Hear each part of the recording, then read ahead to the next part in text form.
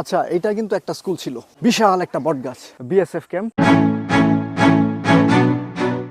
Hello guys, hello viewers, আজকে সকাল সকাল দুইটা বাইকে চেপে আমরা চারজন রওনা দিয়েছি নেত্রকোনা জেলার উদ্দেশ্যে। যাত্রার শুরুতেই ব্রহ্মপুত্র নদের তীরে আসতেই চোখে পড়ে চমৎকার সূর্যোদয়, আর এই সূর্যোদয় মিস না করতেই 10 মিনিটের যাত্রা বিরতি। এবং এখানে দাঁড়ানোর কারণ হচ্ছে এই যে এখানে খুব চমৎকার একটা সানরাইজ হচ্ছে। ছবি তোলা আর ভিডিও ধারণ করা শেষ করেই যাত্রা শুরু, সেই সাথে চমৎকার ভোরের সূর্যোদয়, রাস্তার দুপাশে সকালের চমৎকার দৃশ্য আর মানুষের কর্মব্যস্ততা দেখতে দেখতেই চলে আসি নেত্রকোনা জেলায়। চলে আসছি একেবারে নেত্রকোনা সদরের ভেতরে। এখানে একটা নাস্তার বিরতি দিব এই হোটেলটাতে। কি নাস্তা পাওয়া যেতে পারে? ডিম, ডাল, সবজি, রুটি। হাওর বাউর মহিষের সিং, এই দিনে মহিষ।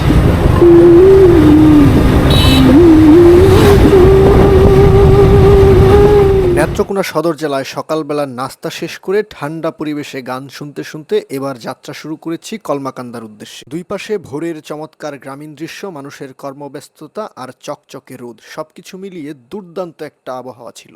এটা যদি ভিডিও না করি তাহলে কোনটা ভিডিও করবো বলো? কি সুন্দর রাস্তা জঙ্গলের ভেতর দিয়া, ওয়াও, কত সুন্দর রাস্তাঘাট। ডানে বামে সামনে পিছে প্রাকৃতিক সৌন্দর্য, নদী নালা খাল বিল, মানুষের কর্মব্যস্ত জীবন ও জীবিকার বৈচিত্র্য দেখতে দেখতে আমরা চলে আসি কলমাকান্দা। অদূরেই দেখা যাচ্ছে ব্রিজ, আর ব্রিজের ওপারেই কলমাকান্দা বাস স্ট্যান্ড। কলমাকান্দা বাজার, নেত্রকোনা থেকে একটানে চলে আসছি কলমাকান্দা। এটা হচ্ছে কলমাকান্দা বাজার, আমার ঠিক পেছনে। এই জায়গা থেকে ছোট ছোট বাসগুলো বিভিন্ন জায়গায় যায়। তো এখান থেকে এখন যাবো হচ্ছে পাঁচগা। ভাই, পাঁচগা কত কিলো হবে এখান থেকে? 10 কিলো। তো এখান থেকে পাঁচগাঁও মিনিমাম 10 কিলো প্লাস হবে আর কি, তো এক্স্যাক্টলি জানি না। ওইখানে একটা ইয়ে আছে, নাম ফলক আছে, তো ওইখানে লেখা নাই যে কত কিলো হবে। যাত্রা শুরু কোন দিকে? সারা রাস্তা আসলাম খুব ভালো, পাঁচগাঁওয়ের কাছাকাছি আইসা রাস্তা এরকম ভাঙ্গা, হাইরে জঘন্য রাস্তা, মানুষজন এনে আসতেছে কেমনে যে। আর এই অঞ্চলে কিছু ছোটখাটো বাইক আছে যেগুলো উড়কে বারকে চালাইতেছে। রং ছাতি জায়গার নাম। পাঁচগাঁও যাওয়ার পথে একটা জায়গায় দাঁড়াইছি, বেশ চমৎকার এবং সুন্দর একটা জায়গা। বর্ষাকালে পানিতে সবকিছু তল হয়ে যায় না, একেবারে এই পর্যন্ত পানি চলে আসে। কি এই পর্যন্ত পানি চলে আসে। আর এই এলাকাটার নাম কি? গ্রামের নাম হইল বাবনি।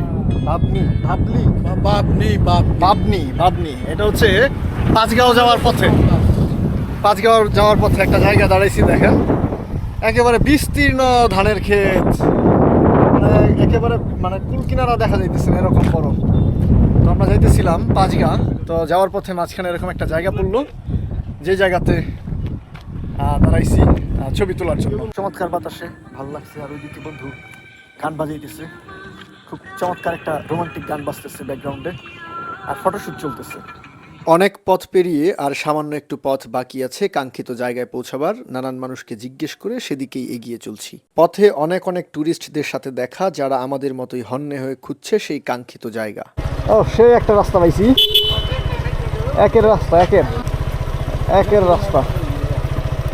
আজকে এরকম রাস্তায় সারাদিন ঘুরলাম। এই গেল গাড়ি, নামো নামো নামো। না না, এ নেই, আন্ডারওয়্যারটা বইরা গোসল করে এলাম।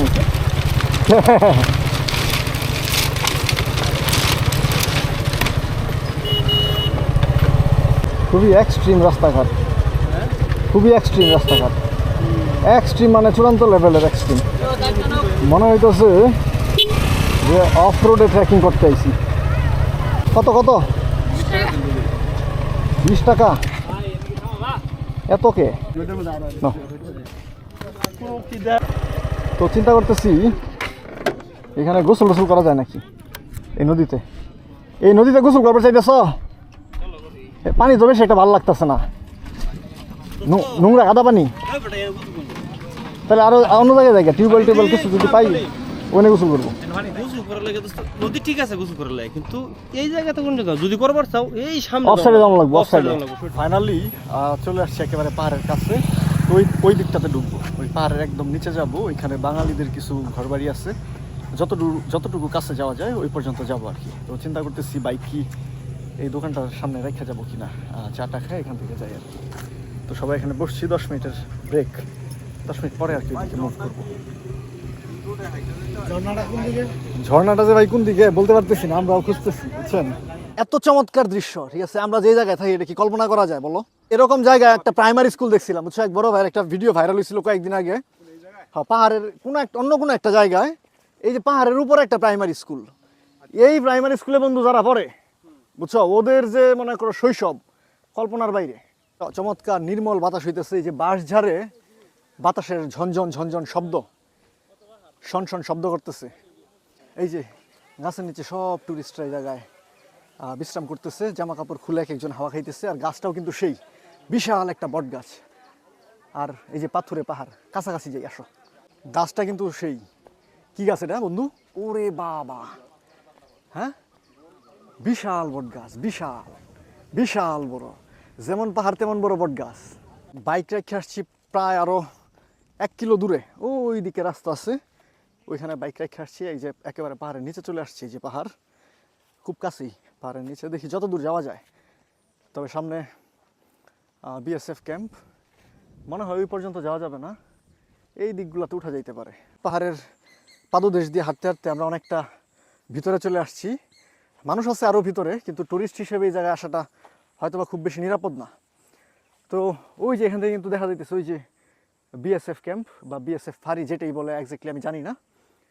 ওইখানে কাঁটাতার আছে, সম্ভবত কাঁটাতার এই পাহাড়টা আমাদের সীমানার মধ্যে পড়ছে, যেহেতু ওই দিকটায় মানুষের আওয়াজ শুনছি, সম্ভবত টুরিস্টরা ওই দিকে উঠছে।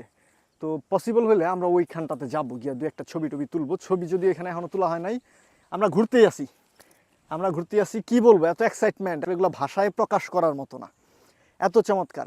শুধু টাকা জমাইলেই হয় না, টাকা দিয়ে আপনি কি করবেন? আপনি যদি জীবনে পাহাড় না দেখেন, জঙ্গল না দেখেন, এত চমৎকার একটা দেশ, এই দেশের দৃশ্যগুলো যদি আপনি না দেখেন, পাহাড়ের কাছে না আসেন, এই যে এত চমৎকার একটা বট গাছ দেখলাম, যে আমি আমার এই 30 বছর জীবনে এত বড় বট গাছ দেখি নাই, অথচ এইখানে এত বড় একটা বট গাছ আছে। শত শত মানুষ এটার নিচে আইসা শুয়ে আছে, ঘুমাইতেছে, জিরাইতেছে, প্রত্যেকেই ট্রাভেলার। আসলে টাকা জমানোটাই যদি জীবনের মূল লক্ষ্য হয়, তাহলে লাইফকে এনজয় করা কিন্তু অনেক টাফ, অনেক ডিফিকাল্ট। তো মাঝে মাঝে প্রকৃতির কাছে আসতে হয়, পাহাড়, নদী, জঙ্গল, খাল, বিল, নদী, নালা, পশু পাখি, এগুলো দেখতে হয়। দেখলে মনটা ফুরফুরা হয়, রিফ্রেশমেন্ট দরকার আছে মানুষের লাইফে। শুধুমাত্র টাকা জমায়, কাজ আর কাজ, ভাল লাগে না ভাই, ওই জীবন আমার ভাল লাগে না। এই কারণে মাঝে মাঝে সব ফালায় রেখে জঙ্গল টঙ্গলে আসি দেখতে।